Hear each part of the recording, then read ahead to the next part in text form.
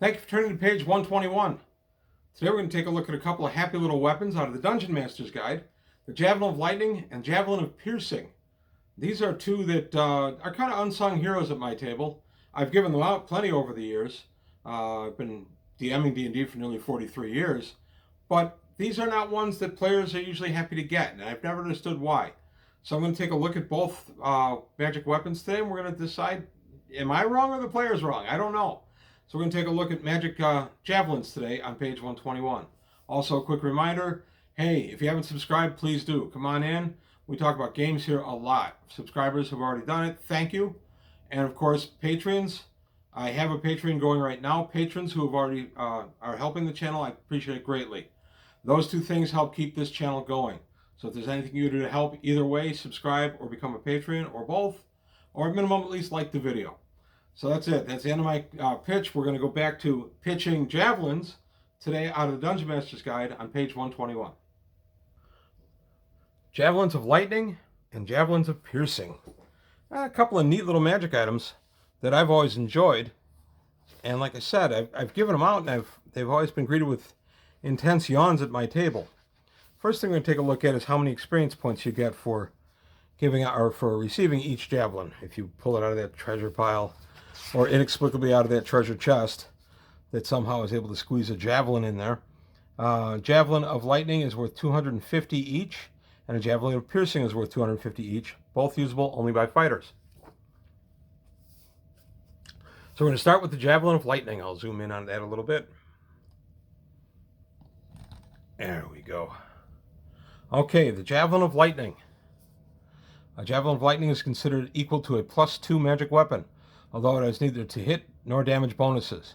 So that gives an indication of what creatures it can hit. In other words, if the creature can only be hit by a +1 or better weapon, it can be hit by the javelin. It has a range of 90 feet, and whenever it strikes, the javelin then becomes the head of a 5-foot wide by 30-foot long stroke of lightning. Any creature hit by the javelin suffers 1 to 6 points of damage plus 20 points of electrical damage. Any other creatures in the path of the backstroke take either 20 or 10 hit points of damage, draw a straight line between for the impact, and 3 feet back. So 20 or 10 would be, they would get a saving throw. The creature struck by the javelin does not get a saving throw. And from 2 to 5 are found, and the javelin is consumed in the lightning discharge. So basically, the javelin is a one and done, and I'm okay with that. I don't mind one and dones. And if you throw it, you hit your target, and then it generates a lightning bolt from the target back toward you for a 30-foot stroke of lightning. That's kind of neat, since javelin is essentially an indirect fire weapon. You're usually throwing this in an arc to strike your opponent. It's neat that when it hits somebody, it'll then belch out this lightning strike into the creatures in front of them. I'm sure that's the exact design, what the exact design of this was intended for, but I've always liked that about a javelin. The idea that it's +2 for determining what it can hit, but not +2 in and of itself, is interesting too. So it does not get any kind of plus damage bonus. By the way, I have given these out just as straight +2 weapons. I've given them out in both versions. Neither one seems to make much of a difference with my players. I really don't know why. 20 points of damage to the target that gets hit, plus the 1 to 6 for the javelin strike itself, plus any strength for the person who hurled the javelin. So if it's being thrown by a fighter with a +3 damage to his strength, then that's an additional +3 damage when you're struck by this. And then, of course, the 20 points of lightning that shoot out, and I give creatures a save for half damage who haven't been struck by it. So if they're just in the path of a lightning bolt, I believe that's what it implies here, but it doesn't really say it. And then we get the Javelin of Piercing. The weapon is not actually hurled, as when a command word is spoken. The Javelin of Piercing launches itself. Range is 60 feet. All distances are considered short range. It's +6 to hit and inflicts 7 to 12 points of damage. So that would be a die 6 plus 12, or +6. Note this missile will only fly horizontally, vertically, or any other combination thereof to the full extent of its range. From 2 to 8 will be found. The magic of the javelin is good for only one throw. So basically, this is just a missile. You just hold this guy in your hand, you say the command word, it launches itself, that's the exact word there, 60-foot distance, considering it as if short range. And it's +6 to hit and inflicts +6 damage. one of the very few +6 weapons in the entire Dungeon Master Guide. In all of early AD&D, the only other one I can think of off the top of my head would be a type of Holy Avenger that is +6. So pretty neat. You get a +6 one-use weapon. I only allow it to be used as a +6 weapon. It's basically a missile, but it does do the damage. Now, because it launches and is not hurled, you don't get strength bonuses with this guy. Maybe that's another reason my players haven't liked these. I'm seeing a couple of downsides on these, but still, it's a free to hit. Now, it is considered short range, which tells me that you do have to roll it to hit. Plus, it's +6. So you do have to roll it to hit. So you're still +6 for this.